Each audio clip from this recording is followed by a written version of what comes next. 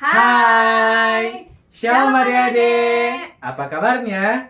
Semoga baik-baik aja ya. Nah, kakak tahu nih, adik-adik pasti belum kenal kan Ya, sama pasti kakak-kakak belum kenal, ini. kan? Nah, sebelum kita mulai ibadah kita kenalan dulu ya. Aku Kak Monik. Dan aku, Kak Dikson.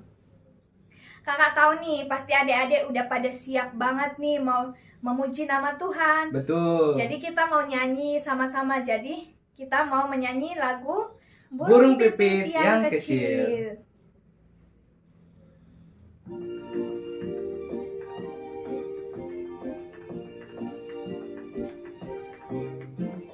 Burung pipit yang kecil dikasihi Tuhan, terlebih diriku dikasihi Tuhan. Bunga bakung di padang diberi keindahan, terlebih diriku dikasihi Tuhan. Burung yang besar kecil, bunga indah warnanya, satu tak terlupa oleh penciptanya.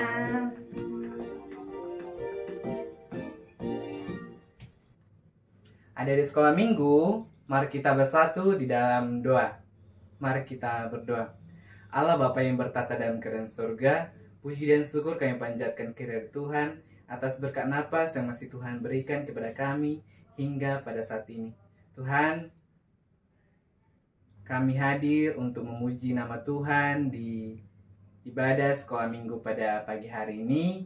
Kiranya Tuhan selalu memberkati kami, mulai dari awal, pertengahan, hingga berakhirnya nanti ibadah sekolah minggu ini. Terima kasih Tuhan. Amin.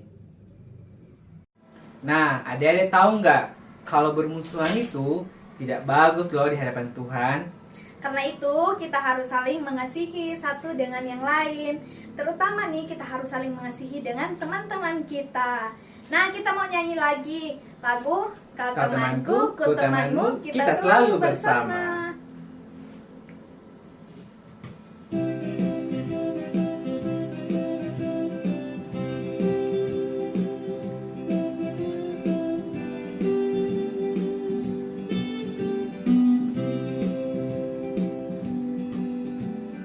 Kau temanku, ku temanmu, kita selalu bersama, seperti mentega dengan roti. Kau temanku, ku temanmu, kita selalu bersama, seperti celana dengan baju. Ku akan selalu mendukungmu, mendorongmu terus maju. Dan bila kau sedih, ku akan menghiburmu dalam Tuhan. Kau temanku, ku temanmu, kita selalu bersama, seperti mentega dengan roti. Sekali lagi ya. Ikuti gerakan kita ya.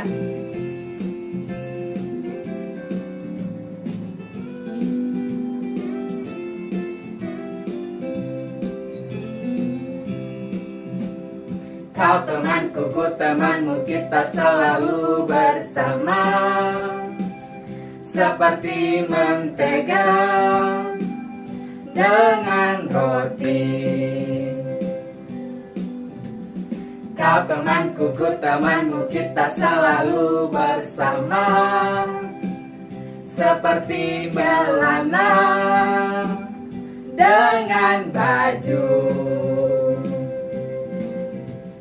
Ku akan selalu mendukungmu, mendorongmu terus maju. Dan bila kau sedih, ku akan menghiburmu dalam Tuhan. Kau temanku, ku temanmu, kita selalu bersama. Seperti mentega dengan roti. Kau temanku, ku temanmu, kita selalu bersama. Seperti celana dengan baju.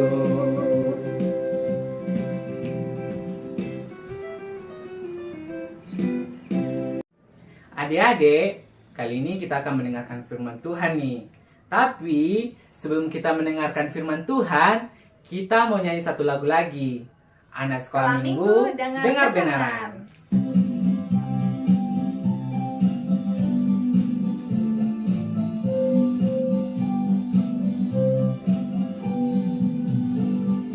Anak sekolah minggu, dengar-dengaran, turut orang tua, terlebih Tuhan. Itulah tandanya anak yang manis, nanti masuk surga, terima upahnya. Satu kali lagi ya.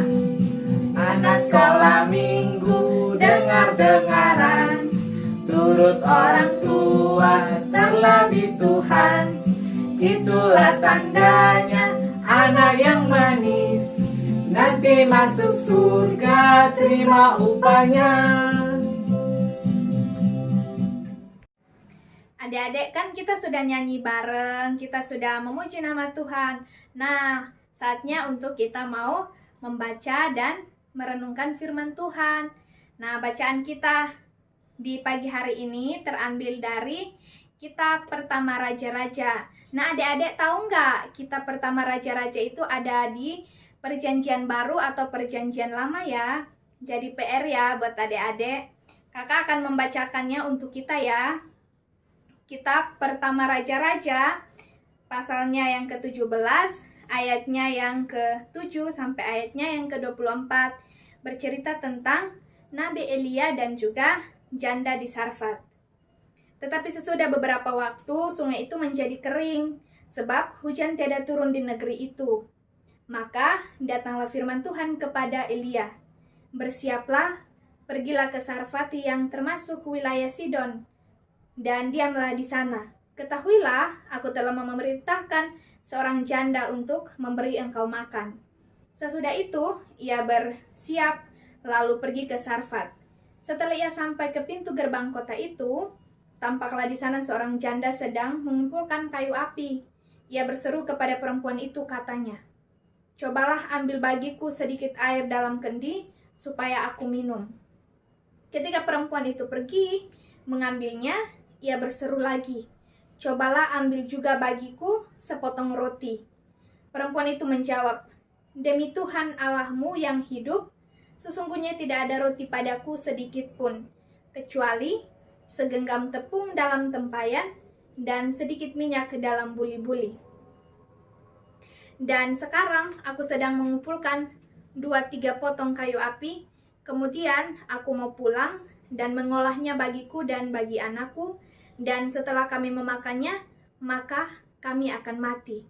Tetapi Elia berkata kepadanya, "Janganlah takut, pulanglah, buatlah seperti yang kukatakan, tetapi buatlah lebih dahulu bagiku sepotong roti bundar kecil daripadanya, dan bawalah kepadaku, kemudian barulah kau buat bagimu dan bagi anakmu. Sebab begini firman Tuhan Allah Israel, tepung dalam tempayan itu tidak akan habis, dan minyak dalam buli-buli itu pun tidak akan berkurang sampai pada waktu Tuhan memberi hujan ke atas muka bumi." Lalu pergilah perempuan itu dan berbuat seperti yang dikatakan Elia. Maka perempuan itu dan dia serta anak perempuan itu mendapat makan beberapa waktu lamanya.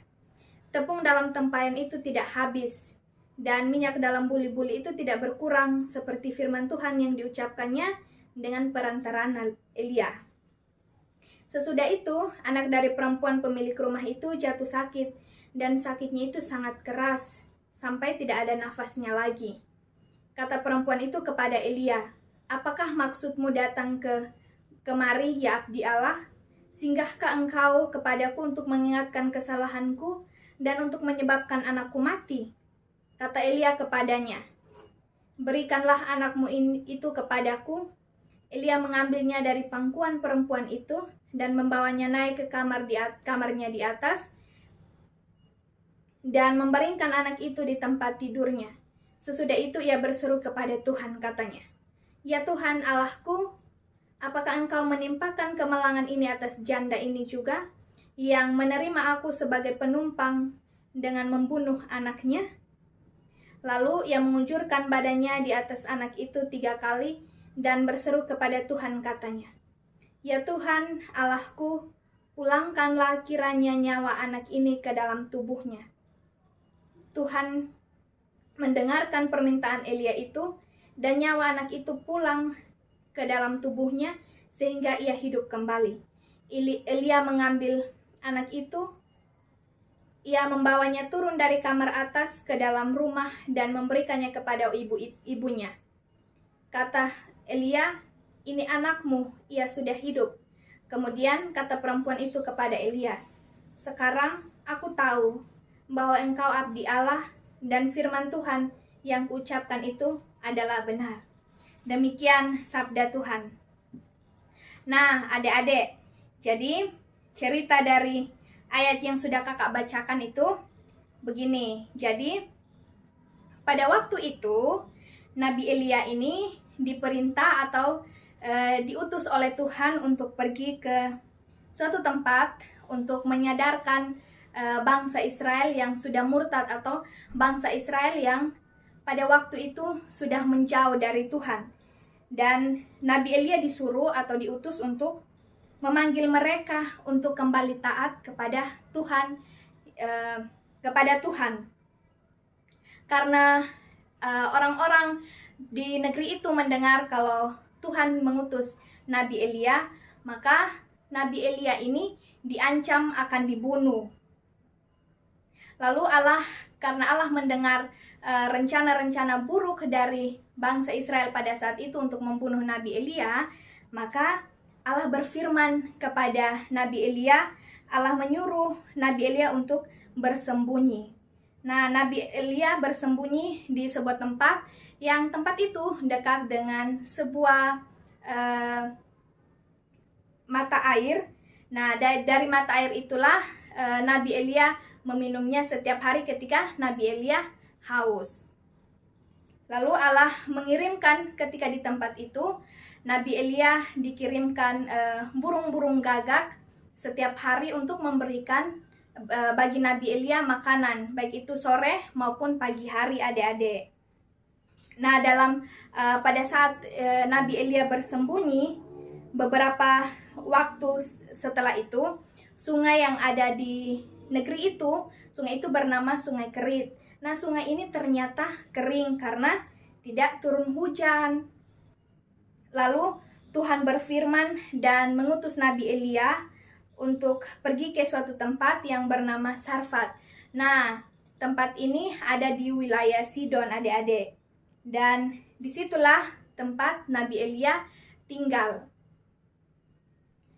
Lalu Nabi Elia di situ menemui seorang janda yang memiliki seorang anak.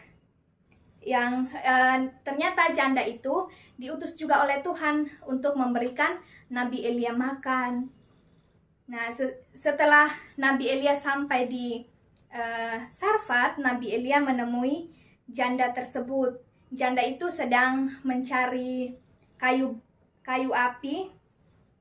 Lalu Nabi Elia berkata atau ngomong sama perempuan itu, dia bilang begini, ambilkan minum bagiku dan juga buatkan roti bagiku.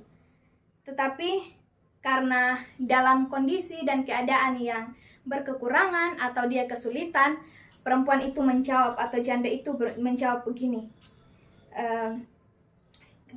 Dia menjawab bahwa ia hanya memiliki segenggam tepung dan juga sedikit minyak di tempatnya. Dan setelah mengambil kayu api itu, dia berencana untuk membuat segenggam tepung ini dan juga sedikit minyak itu untuk janda itu dan juga anaknya. Tetapi Nabi Elia mulai meyakinkan atau mulai membuat dia percaya kalau ketika perempuan ini membuatkan roti dari tepung yang segenggam itu kepada Nabi Elia, maka berkat Tuhan akan melimpah bagi perempuan itu dan juga anaknya, adik-adik. Nah, setelah itu karena perempuan ini percaya dan dia yakin dengan apa yang dikatakan oleh Elia dan dia yakin bahwa itu perkataan dari Tuhan, maka perempuan itu melakukan apa yang dikatakan oleh Nabi Elia. Dan apa yang dilakukan oleh atau apa yang dikatakan oleh Nabi Elia dilakukan, dan terjadilah suatu mujizat di sana, yang dimana tepung yang tadinya cuma segenggam dan minyak yang tadinya cuma sedikit ternyata tidak habis-habis karena terjadi mujizat di sana, adik-adik. Jadi tepung segenggam itu dan minyak yang sedikit itu ternyata mencukupi untuk dibuatkan roti kepada Nabi Elia dan juga janda itu dan juga anaknya beberapa waktu lamanya sampai nanti akan turun hujan, adik-adik. Sesudah itu ternyata anak dari perempuan ini mengalami sakit yang sangat keras, yang sampai nafasnya pun tidak ada. Sehingga perempuan ini, ketika Elia datang melihat, perempuan ini berkata kepada Nabi Elia, begini katanya, "Apakah maksudmu datang kemari, ya abdi Allah? Apakah kau mengingatkan kesalahanku dan menyebabkan anakku mati?" Tetapi Elia berkata atau Elia ngomong sama perempuan ini, katanya, "Berikan anak itu kepadaku." Lalu Nabi Elia mengambil anak itu, membawanya ke kamarnya Nabi Elia, dan Nabi Elia berdoa atau dia berseru kepada Tuhan, dan dia memohon supaya anak ini dikembalikan nyawanya. Dan mujizat kedua pun terjadi.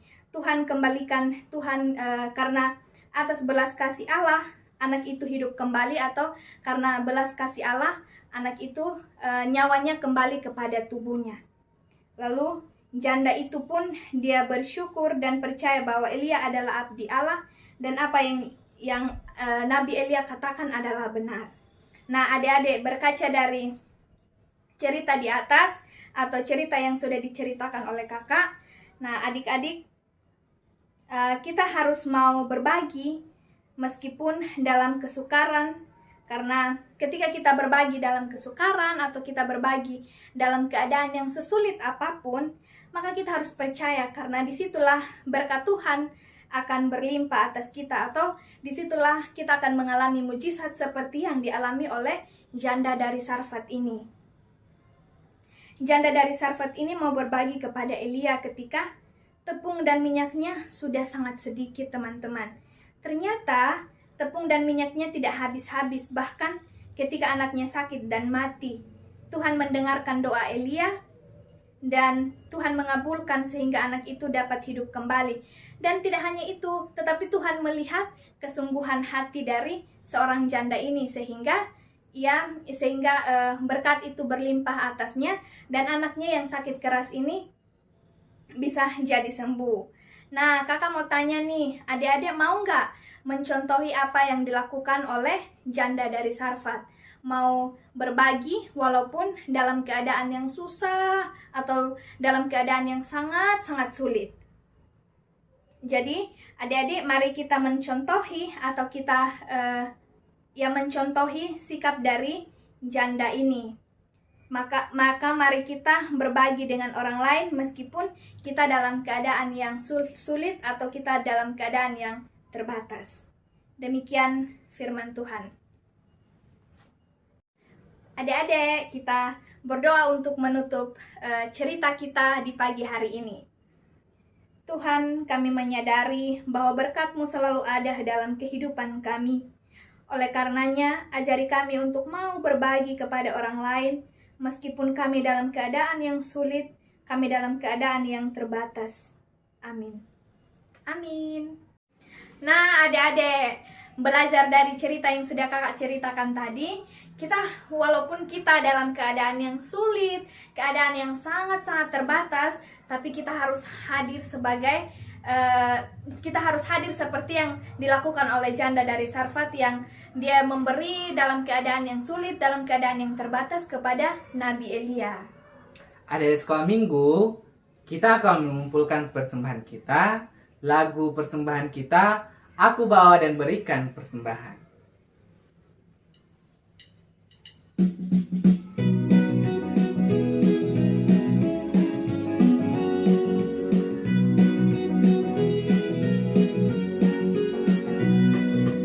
Aku bawa dan berikan persembahanku pada Yesus, pada Tuhan Juru Selamatku.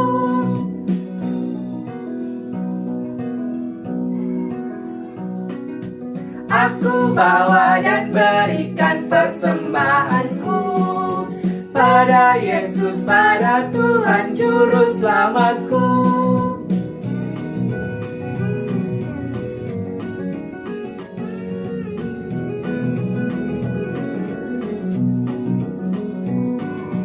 Aku bawa dan berikan persembahanku pada Yesus, pada Tuhan Juru Selamatku.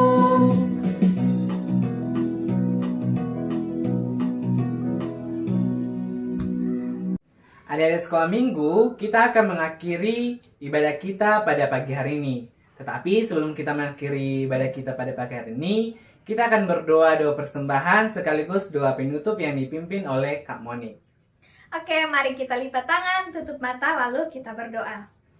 Terima kasih Tuhan untuk penyertaan-Mu sepanjang kehidupan kami. Kami boleh mengucap syukur Tuhan atas berkat yang tidak pernah henti-hentinya Engkau limpahkan bagi kami.